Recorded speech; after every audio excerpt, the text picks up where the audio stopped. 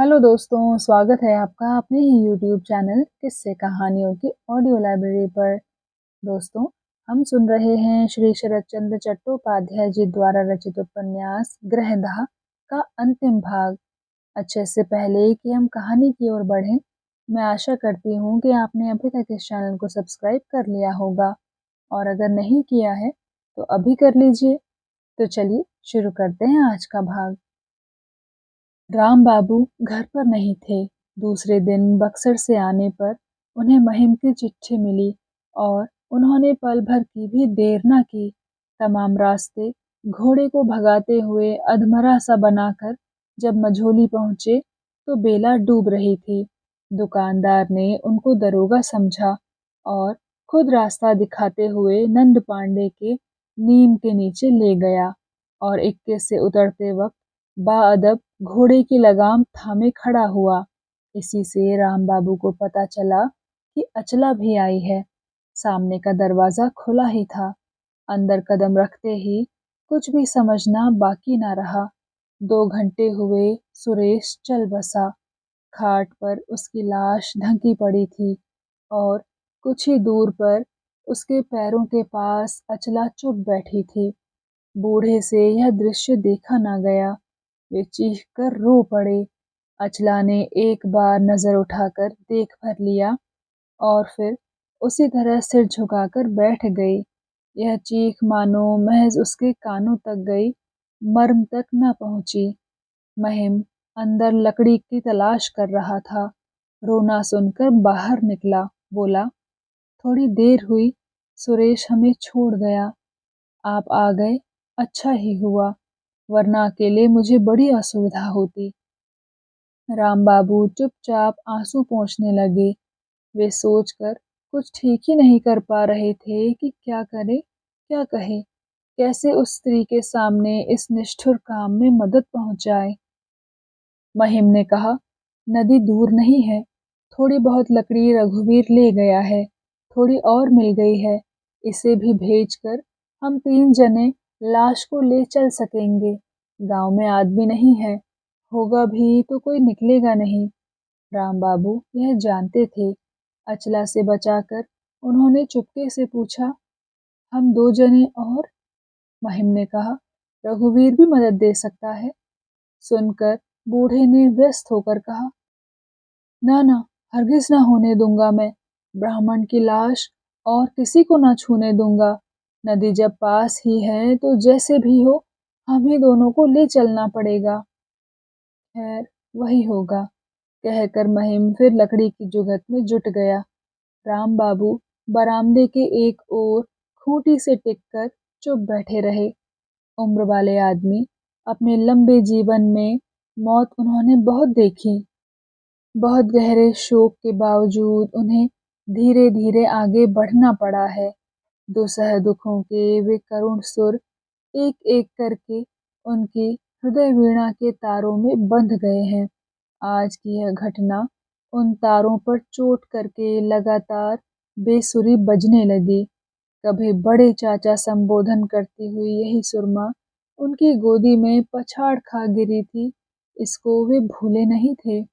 आज भी उनका पितृस्नेह उसी लोभ से भीतर भीतर घुमड़ने लगा। उसे क्या दिलासा दें, मालूम नहीं। उसे भरोसा देने लायक संसार में है क्या, यह भी नहीं जानते।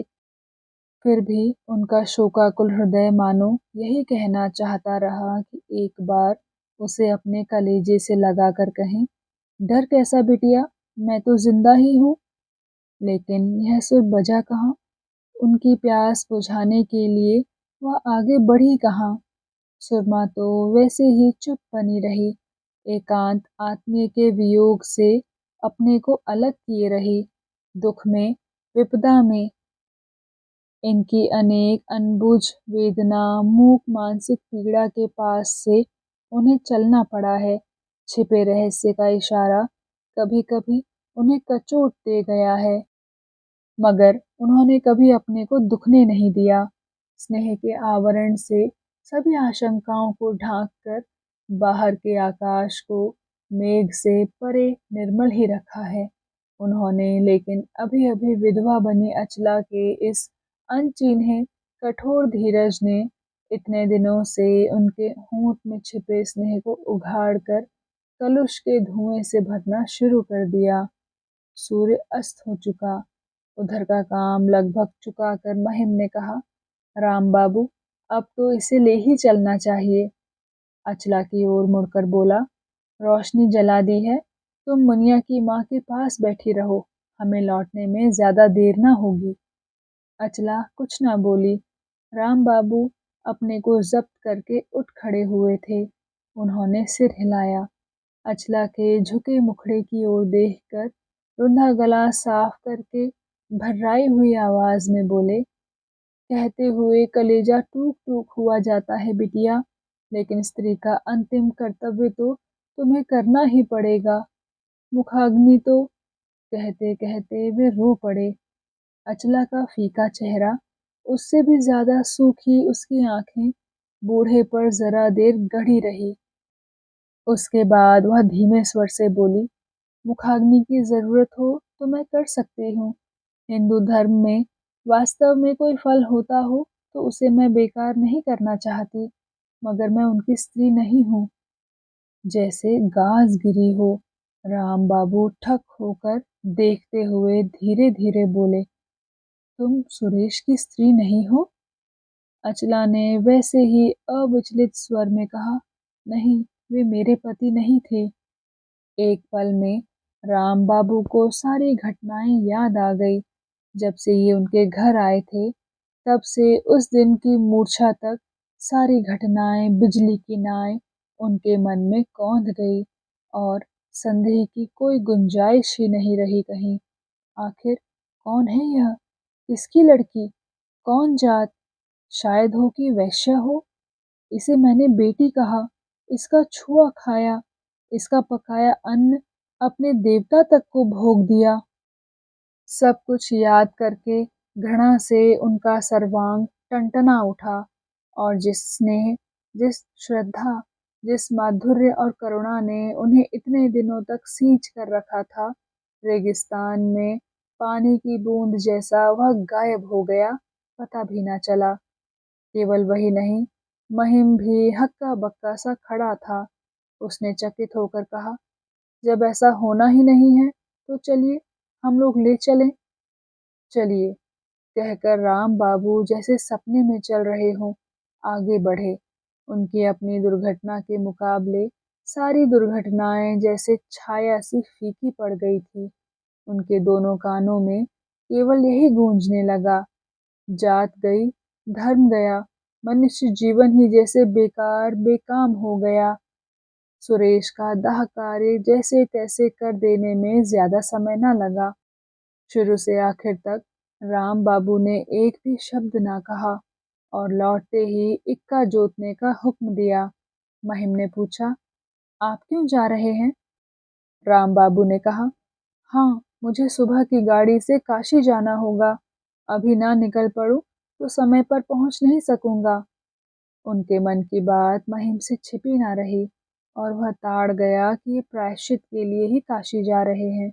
सो बड़े संकोच से कहा, मैं परदेशी हूँ, इधर का कुछ भी नहीं जानता। कृपा करके अगर इनके चलने का कोई इंतजाम। बात पूरी ना हो पाई। अचला को साथ लेने के प्रस्ताव से बूढ़े आग हो उठे। बोले, कृपा आप क्या पागल हो गए महिम बाबू? महिम ने उनका प्रतिवाद नहीं किया। डरते हुए विनती करके कहा, 2 दिन से शायद इन्हें भोजन भी नहीं नसीब हुआ। इस मौत की नगरी में इन्हें बेसहारे छोड़ जाना। उसे यह बात भी पूरी करने का मौका ना मिला। आचार्य ब्राह्मण के जन्मजात संस्कार को ठेस लगी थी। वे प्रतिहिंसा से बेरहम बन गए थे। इसलिए तीखे व्यंग से बोल उठे, ओ, मैं तो भूल ही गया था कि आप भी ब्रह्म हैं। खैर, आप जितने भी बड़े ब्रह्मज्ञानी क्यों ना हो, मेरे सर्वनाश के परिणाम को समझ पाते तो इस उल्टा के लिए दया माया की बात जबान पर भी नहीं लाते। यह कहकर वे गाड़ी पर बैठ गए और बोले, खैर, ब्रह्म ज्ञान से मतलब नहीं, जान बचानी हो तो सवार हो जाइए, जगह मिलेगी। महिम ने चुपचाप उन्हें नमस्कार किया। कितना बड़ा सर्वनाश होगा, उसने इस पर विवाद नहीं किया और जान बचाने के आमंत्रण को भी स्वीकार नहीं किया। उनके चले जाने के बाद उसकी छाती टूक-टूक होकर एक निश्वास भर निकला। इतना बड़ा सर्वनाश! बेशक। अंदर बैठी गाड़ी की आवाज़ सुनकर अचला ने भी इसे महसूस किया। राम बाबू अंदर क्यों नहीं आए, क्यों बगैर कुछ बोले चले गए, यह स्पष्ट था। सुरेश की मौत ने बेहद फ़िक्र खड़ी करके जो एक ओट तैयार की थी, वह ना रही। महिम उसके सामने बिल्कुल करीब आकर खड़ा हुआ, लेकिन उसका मन हरगिज़ कुछ बोलने को तैयार न हुआ। उसे अपने लिए शर्म महसूस करने में भी तकलीफ सी होने लगी। महिम ने देखा, डिबरी को सामने रखकर अचला चुप बैठी है। पूछा, अब तुम क्या करोगी? मैं? कहकर उसकी ओर ताकती हुई अचला जाने कितना कुछ सोचने लगी। अंत में कहा, मैं तो कुछ भी सोच नहीं पाती। तुम जो हुक्म दोगे वही करूंगी। इस अप्रत्याशित वाक्य और व्यवहार से महिम विस्मित हुआ, शंकित हुआ। अचला ने इस तरह से कभी ताका नहीं था। यह निगाह जितनी सीधी थी, उतनी ही स्वच्छ। इससे उसके कलेजे के अंदर दूर तक देखा गया। वहाँ भय नहीं था, चिंता नहीं थी, कामना नहीं थी। जहाँ तक देखा जा सकता था, भविष्य का आसमान धूं-धूं जल रहा था।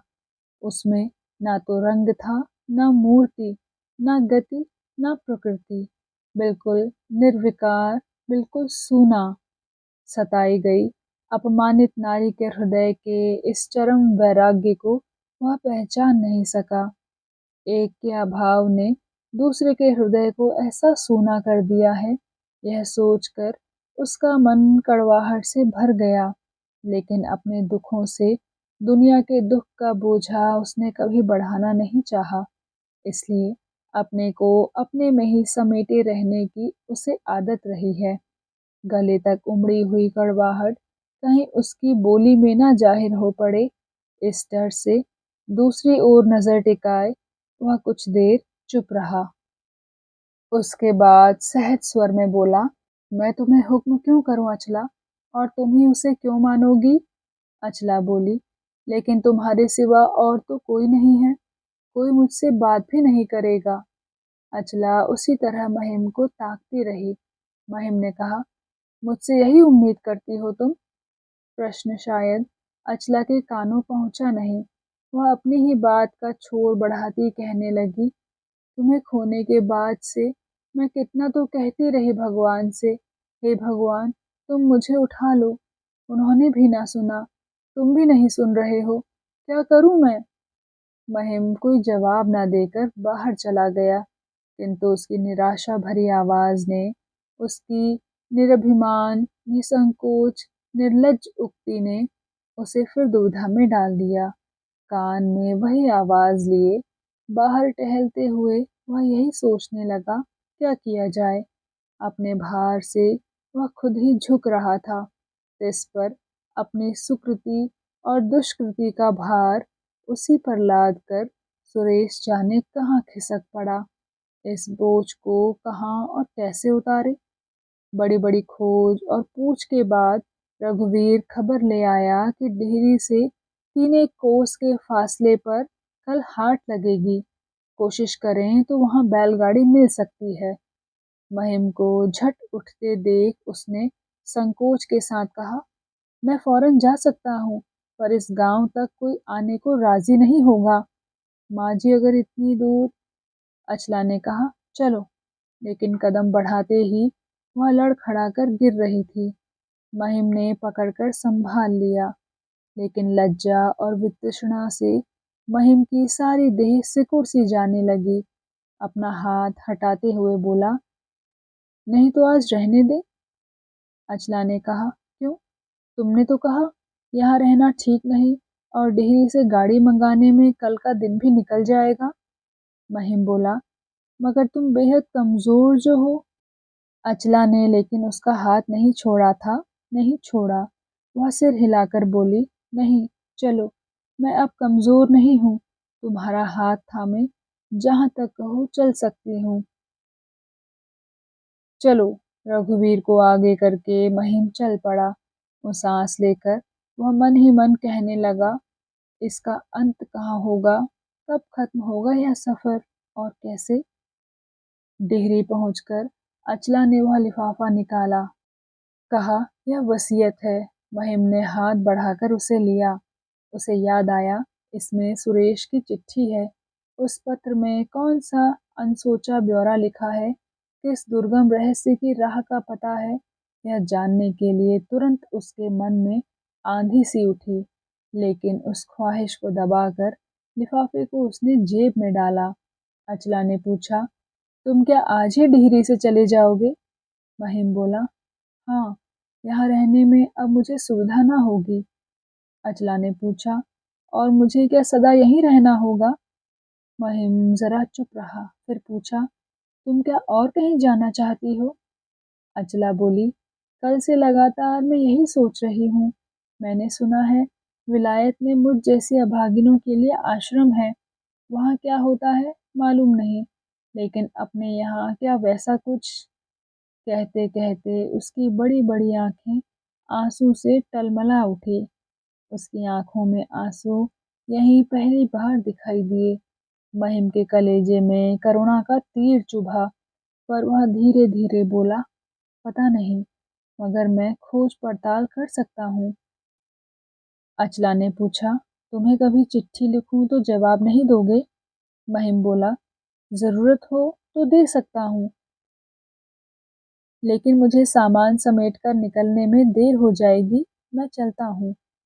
अचला ने अपने शेष दुख को आज मन ही मन स्वामी के चरणों में चढ़ाते हुए वहीं जमीन पर माथा टेक कर प्रणाम किया और उनके चले जाने के बाद चौखट पकड़े चुप खड़ी रही। महिम सोचता जा रहा था, राम बाबू के यहाँ अब एक पल भी ठहरना ठीक नहीं, और शहर में भी और कहीं एक दिन के लिए भी आश्रय लेना असंभव है। चाहे जैसे भी हो, यहाँ से हाथ चल ही देना पड़ेगा। फिर अपने लिए उसे एक ऐसी एकांत जगह की जरूरत थी, जहाँ 2 घड़ी स्थिर बैठकर वह न केवल उस लिफाफे को खोलकर पढ़े, बल्कि आंखें खोलकर अपने आप को देखने का अवसर भी पा सके। अचला को प्यार करने का इतिहास धीरे धीरे धुंधला हो चुका था, लेकिन इसी लड़की के लिए उसके जीवन में जो गुजर गया, वह जैसा प्रलय सा असीम है, वैसा ही उपमा विहीन। फिर सहने की निशेष शक्ति भी विधाता ने उसे नहीं दी। उसका घर बाहर भीतर से जला बैठा, तो वह वहीं खड़ा खड़ा राख हो गया। उसकी एक भी चिंगी छिटक नहीं पाई। लेकिन आज उसकी शक्ति की पुकार केवल सहने के लिए नहीं हुई है, सामंजस्य के लिए हुई है। उस जमा खर्च की तफसील का लेखा लगाए बिना नहीं चलने का। कोई एकांत जगह आज उसे जरूर चाहिए। डेरे पहुंचकर जल्दी जल्दी उसने सामान सहेजा। 5 बजे की गाड़ी में घंटे भर की देर थी। राम बाबू को लौटने में देर होगी, क्योंकि वे वास्तव में प्रायश्चित के लिए ही काशी गए हैं और कह गए हैं प्रायश्चित के बिना पानी तक ना लेंगे, लिहाजा उनसे मिलकर जाना मुमकिन नहीं। सो रुखसत होने वाले फर्ज को एक खत से अदा करने के ख्याल से वह कागज कलम लेकर बैठा। 2 एक पंक्तियां लिखने के बाद उनके गुस्से से निकलने वाले व्यंग बाणों की याद आने लगी, और उसी के साथ साथ एक जने के आंसू रुंधे कंठ की कातर विनती भी उसके कानों तक पहुंची। तंद्रा की हालत में पीड़ा जैसे उसकी चेतना को पूर्णतया जगाए न रखकर भी उसने जगाए रखा, सोने नहीं दिया। राम बाबू की बातें मानो धक्का देकर उसे चौंका गई। इस बूढ़े आदमी से उनका परिचय ज्यादा दिनों का नहीं, लेकिन इनकी दया, इनके दान, इनकी भलमनसाहत, निश्चल भगवत भक्ति के किस्से बहुत सुन रखे थे। इन बातों ने अचानक मानो उसकी आंखों के आगे उनकी एक नई दिशा दिखा दी। इस भले मानस ने अचला को बेटी कहकर संबोधित किया था। इसके सिवा दूसरे गोत्र की लड़की के हाथ का अन्न उन्होंने नहीं खाया। बातों के सिलसिले में उन्होंने महिम को यह भी बताया था, लिहाजा महिम के लिए यह अनुमान करना कठिन नहीं था कि राम बाबू का सर्वनाश किधर से आया। लेकिन वह मन ही मन यही कहने लगा कि अचला के अपराध का विचार न होगा, बाद में किया जाएगा। पर इस आचार परायण ब्राह्मण का यह धर्म कौन सा है जो एक मामूली सी लड़की के धोखे से वह तुरंत धूल में मिल गया।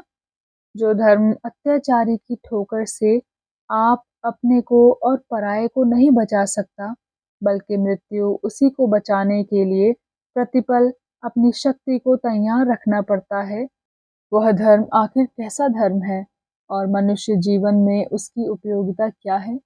जिस धर्म ने स्नेह की मर्यादा नहीं रखने दी, एक असहाय नारी को मौत के मुंह में छोड़कर चले आने में जरा भी हिचक नहीं होने दी, चोट खाकर जिस धर्म ने इतने बड़े स्नेहशील बूढ़े को भी प्रतिहिंसा से ऐसा निर्दयी बना दिया, वह कैसा धर्म है? और जिसने उस धर्म को कबूल किया, वह कौन से सत्य को लिए चल रहा है? जो धर्म है वह तो चमड़े की नाई आघात सहने के लिए ही है, वही तो उसकी अंतिम परीक्षा है। उसे सहसा लगा तो क्या मेरा इस तरह भाग आना भी, मगर इस चिंता को भी उसने उसी तरह जबरदस्ती हटाकर कलम को उठा लिया और मुख्तसर में चिट्ठी को खत्म करके स्टेशन की तरफ चल पड़ा। गाड़ी के आने पर डिब्बे के दरवाजे को खोलकर महिम ने अंदर जाना चाहा। उसी में से एक बूढ़े आदमी एक विधवा स्त्री का हाथ पकड़े नीचे उतरे। बूढ़े ने कहा, अरे महिम। मृणाल ने झुककर प्रणाम किया, कहा, संजले दादा, चले कहाँ? और दोनों ने हैरान होकर देखा, महिम गाड़ी पर बैठ गया है। महिम ने कहा, मैं कलकत्ते जा रहा हूँ, सुरेश बाबू के घर ले चलो, कहने से ही कोई गाड़ी वाला पहुंचा देगा, वहां अचला है। केदार बाबू ठक से खड़े रहे। महिम ने कहा, सुरेश गुजर गया। अचला ने मुझसे किसी आश्रम के बारे में पूछा था मृणाल, लेकिन मैं कोई जवाब ना दे सका। तुमसे कोई जवाब वह पा सके शायद। उसके चेहरे पर नजर रोक कर मृणाल ने कहा, जवाब जरूर पाएगी संजले दादा, लेकिन अपनी शिक्षा तो तुम्हारे ही पास हुई है। आश्रम की कहो चाहे आश्रय की कहो, उसका यह कहाँ है यह मैं बता सकूंगी, लेकिन वह बताना तो तुम्हारा ही होगा। महिम ने कुछ कहा नहीं। अपने को उस तीखी निगाह वाली औरत से बचाने के लिए ही शायद उसने मुंह फेर लिया। गाड़ी ने सीटी दी। बूढ़े के छूटे दाएं हाथ को अपने हाथ में लेकर मृणाल ने कहा, चलिए बाबूजी, हम लोग चलें। तो दोस्तों, इसी के साथ उपन्यास गृहदाह यहीं पर समाप्त होता है। आपको ये कैसा लगा कृपया कमेंट सेक्शन में आकर अपने विचार ज़रूर बताइएगा। मैं मिलूंगी आपसे अब किसी और कहानी के साथ। तब तक के लिए धन्यवाद।